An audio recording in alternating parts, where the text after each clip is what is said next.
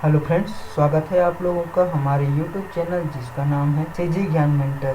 और मैं आज आप लोगों को इस YouTube चैनल में छत्तीसगढ़ सामान्य ज्ञान के बारे में पढ़ाऊंगा, जिसमें से छत्तीसगढ़ के प्राकृतिक विभाजन के बारे में पढ़ेंगे। यदि अब तक आपने हमारे YouTube चैनल को सब्सक्राइब नहीं किया है तो कृपया सबसे पहले सब्सक्राइब कीजिए। छत्तीसगढ़ की प्राकृतिक विभाजन। छत्तीसगढ़ भारत के प्रायद्वीपीय पठार का हिस्सा है, जिसको उसके प्राकृतिक बनावट के आधार पर 4 भौगोलिक भागों में बांटा गया है।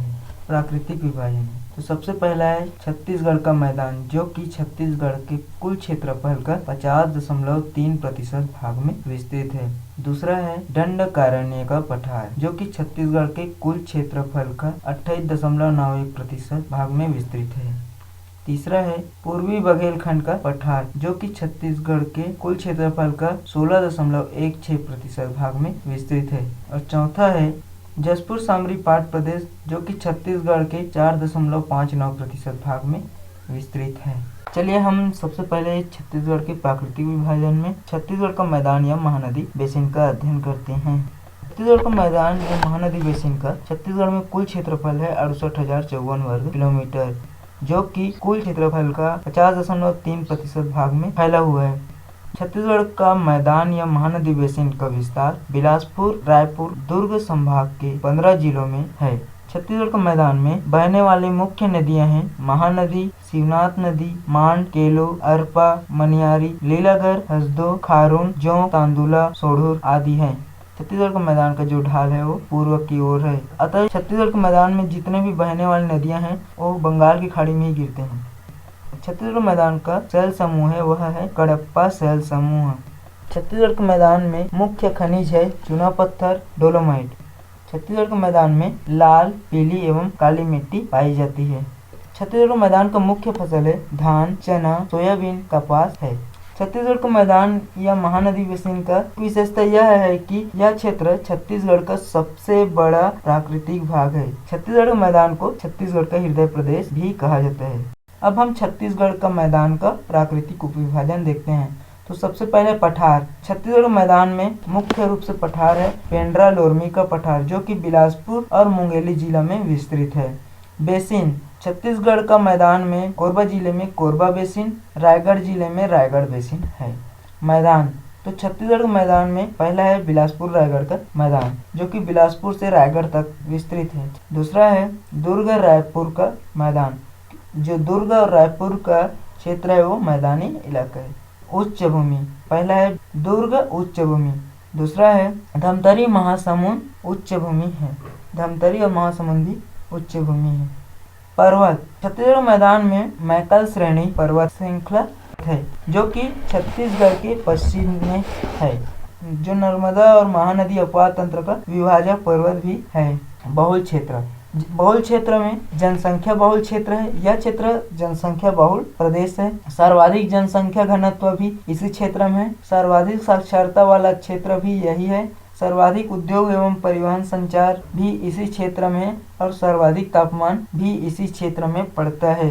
इसका कारण है कृषि, उद्योग एवं आधारभूत संरचना का विकास होने के कारण यह क्षेत्र उपयुक्त क्षेत्रों में सर्वाधिक घनत्व का स्थान रखता है। अब हम छत्तीसगढ़ राज्य के प्राकृतिक विभाजन में दंडकारण्य का पठार को पढ़ते हैं। दंडकारण्य का पठार, जिसका क्षेत्रफल है 39,060 वर्ग किलोमीटर, जो कि छत्तीसगढ़ के कुल क्षेत्रफल का 28.91% भाग में विस्तृत है। इसका विस्तार बस्तर संभाग के सभी जिलों में एवं राजनांदगांव के मानपुर मोहला तहसील में मुख्य रूप से है। दंडकारण्य के पठार में मुख्य रूप से बहने वाली नदियां हैं इंद्रावती, सबरी, कोटरी, डंकनी, शंखनी, नारंगी, गुड्रा नदी है। दंडकारण्य का पठार का ढाल है पहले पश्चिम फिर दक्षिण की ओर है। दंडकारण्य के पठार का शैल समूह है धारवाड़ शैल समूह। जी हाँ, दंडकारण्य के पठार का शैल समूह है धारवाड़ शैल समूह। दंडकारण्य के पठार का मुख्य खनिज है लौह, टीन एवं हीरा है। दंडकारण्य का पठार वन बाहुल्य क्षेत्र है, इसी कारण इस क्षेत्र को साल वनों का द्वीप भी कहा जाता है। दंडकारण्य के पठार में पाई जाने वाली मिट्टी है लाल रेतीली मिट्टी। दंडकारण्य के पठार का आर्थिक की स्थिति देखा जाए तो पिछड़ी कृषि है। यहाँ जो कृषि की जाती है वह पिछड़ी कृषि है। कम सिंचाई तथा यहाँ पर अधिकतर लोग अपने हाथ बनाए हुए वस्तु का उपयोग करते हैं। यहाँ लोक शिल्प है। दंडकारण्य पठार का मुख्य फसल है ज्वार, कोदो, रागी तथा मोटा अनाज है। जो दंडकारण्य पठार में मुख्य रूप से पाई जाने वाली फसल है वह है ज्वार, कोदो, रागी, मोटे अनाज है। अब हम दंडकारण्य का पठार का प्राकृतिक उपविभाजन देखते हैं। इसमें सबसे पहले हम पठार को देखते हैं। बस्तर का पठार जो कि कोंडागांव एवं कांकेर जिलों तक विस्तृत है।